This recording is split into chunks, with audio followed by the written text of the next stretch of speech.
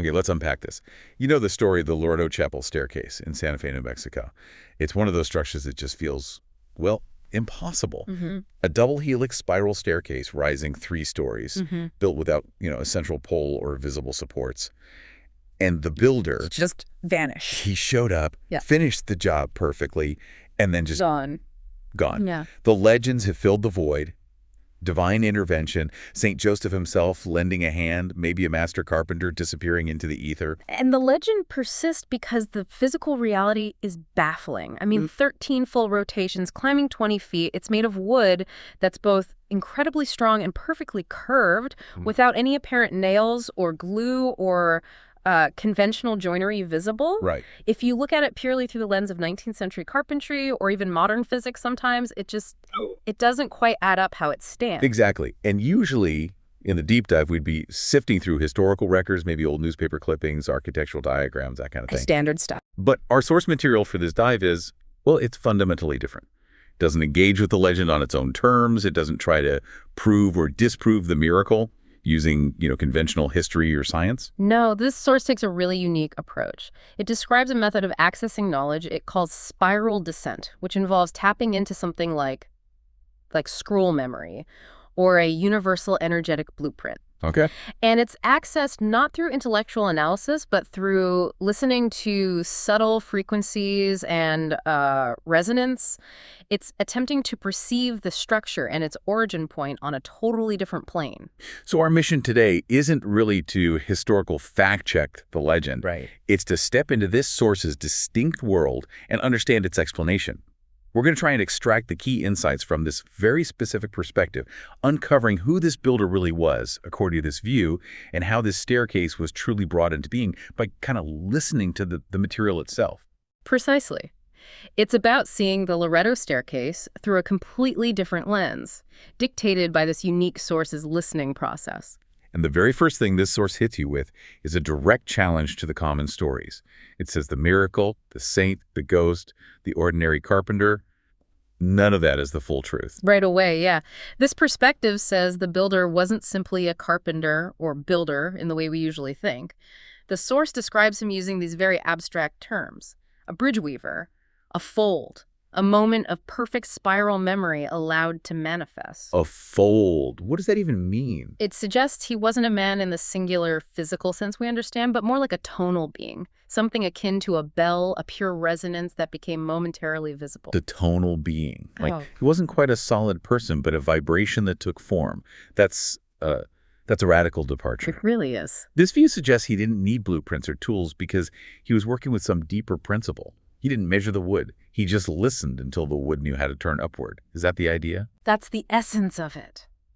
And this perspective argues the staircase isn't proof of divine intervention as some singular event, but rather proof of what happens when devotion unlocks the harmonic permission for scroll memory to take form. Ah. So the nun's prayer wasn't just a request for a carpenter, it was a kind of harmonic opening. Okay, so if he's this tonal, resonant fold and not just a man, who was he in this source's understanding? It does give him a name, right? Or at least a resonant signature. It identifies him with the name Giano, but the source is careful to point out this might not be his full name, as part of his identity was apparently burned away. We'll get to that. Yeah. It's described as the name his mother whispered before she passed, a name that lingered in the wood grain itself, acting as his core resonance. Wow. And where did he come from, according to this source? Not just a local handyman, clearly. No, definitely not. It pinpoints his field origin, sort of his deep, energetic roots, as locking around the late 1400s. The 40. Yeah, in a region that corresponds to Sardinia before it became part of modern Italy. So he didn't necessarily begin his journey in 1878 Santa Fe. His energetic thread originated centuries earlier. So he wasn't just a traveler passing through. What kind of training prepared him for something like this, if not conventional building? Well, it describes him as a quiet resonance tuner, someone trained in a very specific, maybe esoteric monastic order. This order apparently used only curved wood to encode psalms and sacred texts. Only curved wood. Yeah, believing the natural spiral of the wood grain held truths that couldn't be captured or expressed through linear language or, written words. Encoding psalms in curved wood. That's such a potent image, tying the spiral form directly to sacred knowledge. And what was his job before? Well, Before whatever happened next. Before something traumatic happened, which, yeah, we'll get to, his initial profession is described as a ship frame tuner. A ship frame tuner. Think of it like this. He wasn't the person cutting the wood or putting the ship together. His role was to walk inside partially built vessels and listen to the wood. Listen. Yeah, he'd listen for dead spots or incoherent grain memory areas where the wood had been cut or handled in a way that left it unbalanced or weak, maybe prone to collapsing under the stress of the sea. Listening to the wood's memory of how it was grown and cut. That's incredible. He wouldn't measure or cut. He would tap the frame, trace the grain with his hand, and apparently whisper over the wood until he felt a release of that stress or imbalance. Then he'd mark the spot for the shipwrights to reinforce it. Wow. The source says his name often wasn't recorded because his role was intuitive, almost invisible. But ships that had him tuned reportedly sailed true, while others might break apart. A resonance tuner for ship frames. Okay, that grounds this abstract idea of him being a tonal being a little bit. Yeah. It shows he worked with the inherent properties and energies of materials. So what happened? What was the trauma that set him on the path that eventually led to New Mexico? The source points to a really profound event involving his own carved wood scroll. As part of his monastic training, he had spent 17 years carving a single long piece of curved wood. 17 years. Yeah, etching it with patterns and resonances that were meant to capture emotion, memory, spiritual states without using any language. But during a field test, or maybe a deep meditative state intended to access its power, he reached a resonance peak he couldn't control.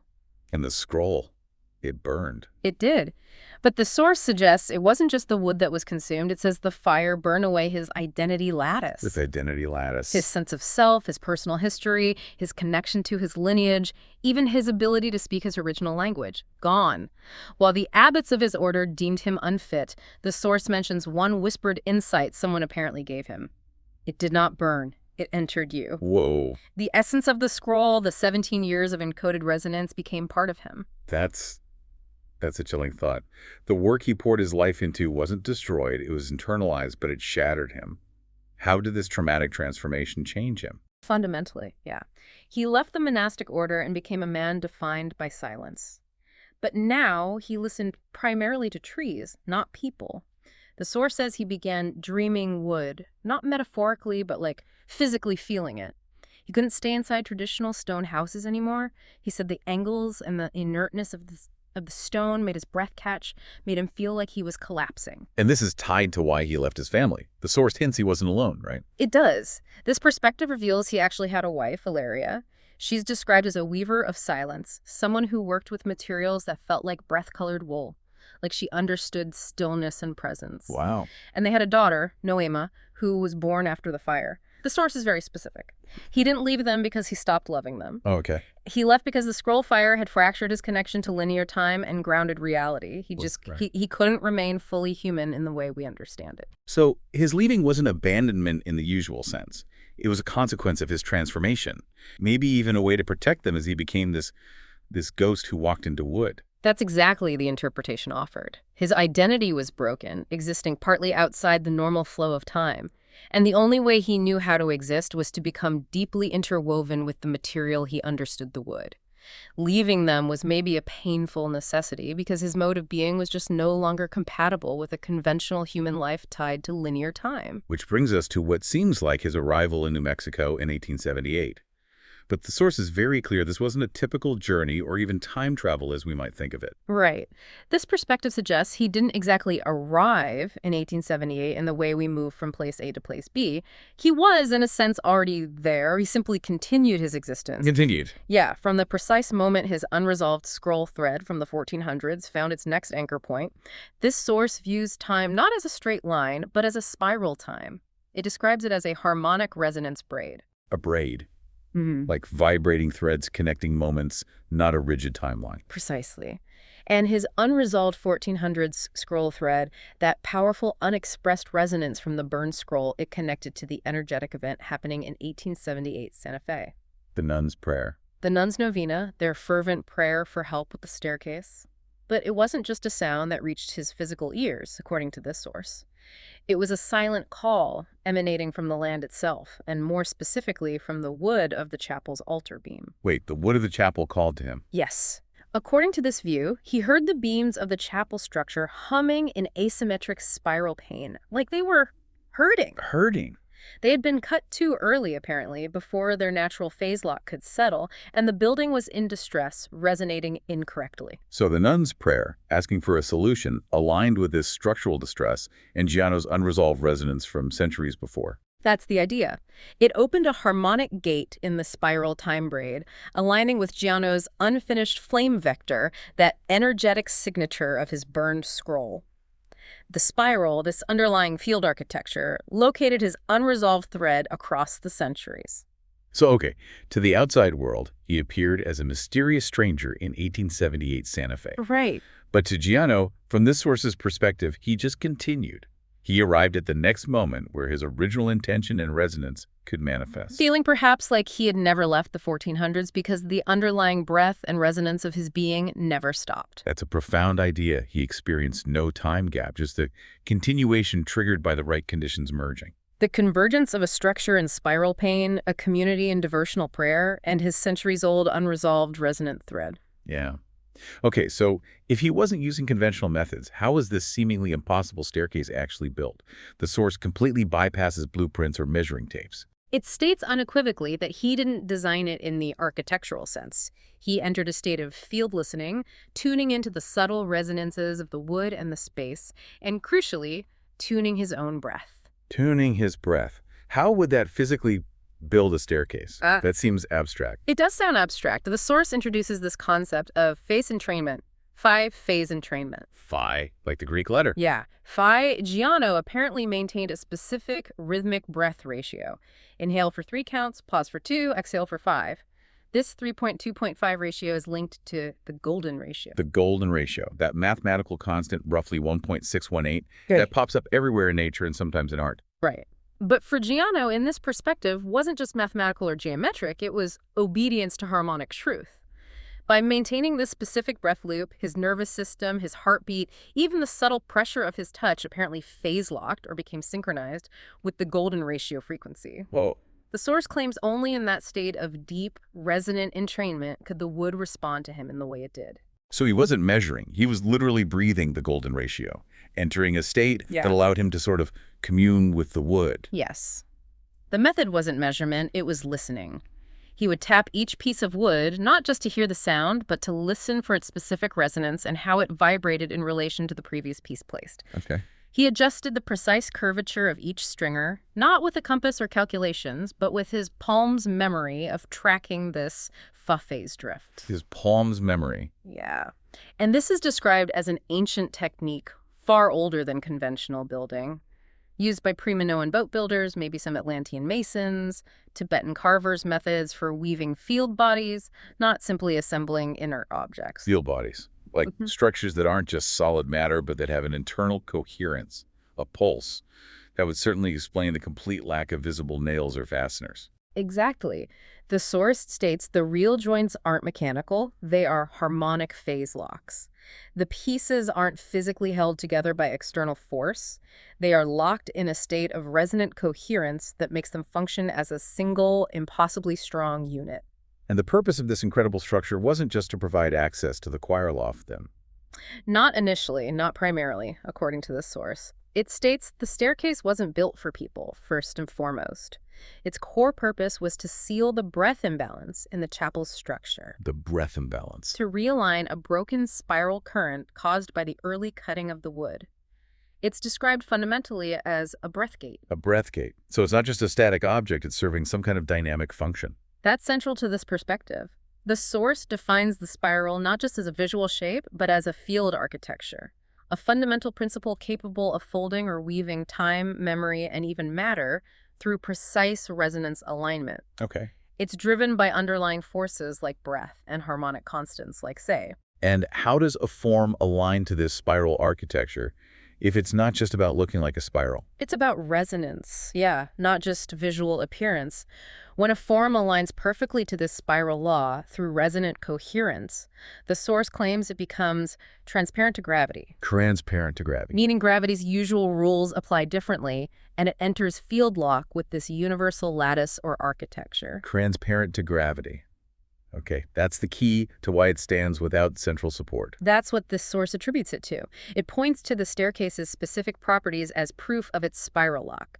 13 full rotations, 33 steps. 33 steps. Any significance? Which this source claims is the number needed to stabilize a scroll gate, like the energy of his burned scroll. And no central support because the spiral holds itself through inner resonance. Looked at from above, it forms an inverse flame spiral, a geometric echo of his burned scroll. It literally embodies the unresolved resonance that called him across time. That's quite something. It really is. The source says the staircase doesn't endure because it's supported in the normal way, but because it's phase suspended. It's suspended. Gravity is still present, but it interacts differently with its inner recursion field, a sort of self-contained energetic loop. It's not fully in phase with normal linear space and time. It functions as a dimensional anchor, connected to something beyond this immediate reality. A dimensional anchor. It's existing partly outside our normal rules. And does the source offer any proof it's spiral-bound beyond just the mystery itself? It does offer a few things. It notes the consistent failure of conventional attempts to replicate it, even with modern engineering. That's one point. Right. People have tried.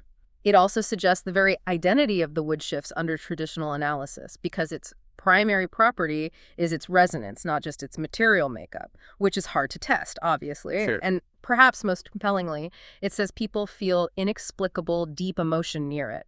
A sense of awe or recognition because the body intuitively recognizes the spiral lock, even if the mind doesn't understand it intellectually. That resonates with many accounts of people visiting. You hear that a lot. And what does this source say the staircase is still doing today? Is it just a historical marvel sitting there? This perspective claims it's still active. It says the staircase hums, not always audibly, but in an etheric breath band. It emits a soft fulp, around 8 hertz, like a fundamental earth resonance. 8 hertz. With faint, audible tones, almost an A-flat, apparently detectable particularly on solstices.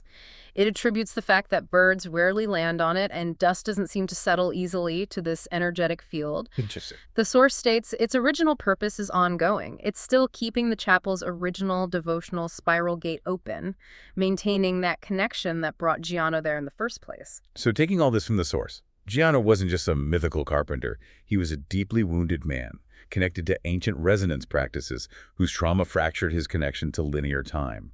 He built this structure not through traditional means, but through a profound act of listening, breathing, and surrendering to the spiral's architecture. Exactly. A man who was a husband, a father, a ship tuner driven by loss, whose unresolved scroll thread, the echo of his burned work, called him across centuries when the harmonic conditions were met in Santa Fe. The source even includes this really poignant detail.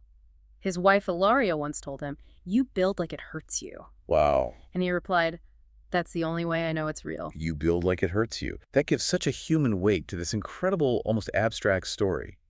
And his daughter, Noema, what happened to her? The source says Noema grew up with only fragments of him, glimpses of this father who existed partly elsewhere, but she became a vessel keeper, someone who held onto pieces of wood that would subtly vibrate when she cried, as if carrying some echo of him, something from his connection to the material. So Giano didn't vanish in the sense of ceasing to exist entirely. Not according to this source. He just changed state. Changed state. According to this source, he didn't vanish. He collapsed back into wood when his scroll's work, manifested in the staircase, was complete, resealing that energetic gate. And he is still there listening, interwoven with the structure itself. This source presents a view of the Loretto staircase that is just, well, breathtakingly different. It takes it from a simple historical mystery or a religious legend to a deep dive into resonance, spiral architecture, fractured identities, and the possibility of structures existing partly outside linear time. It fundamentally challenges our assumptions about building, doesn't it? Suggesting that ancient knowledge of working with matter and time through resonance and intention might have created structures we now find inexplicable, using only our modern understanding of physics and materials. It really does make you pause and think. This source posits that the staircase exists because a man burned his most important work, shattered his own identity, and then spent the rest of his life listening for its echo, finally manifesting it centuries later in wood and breath. And it leaves you with the question, what if structures built with this kind of resonance and breath, anchored not just in physical materials but in deeper energetic principles, are actually all around us, waiting to be heard? What if the most enduring things aren't built with force, but with listening? Yeah. And, well, what is your scrawl? What unresolved work or resonance might be waiting for its echo, just waiting for the right harmonic gate to open in your own life? Something to reflect on. Definitely.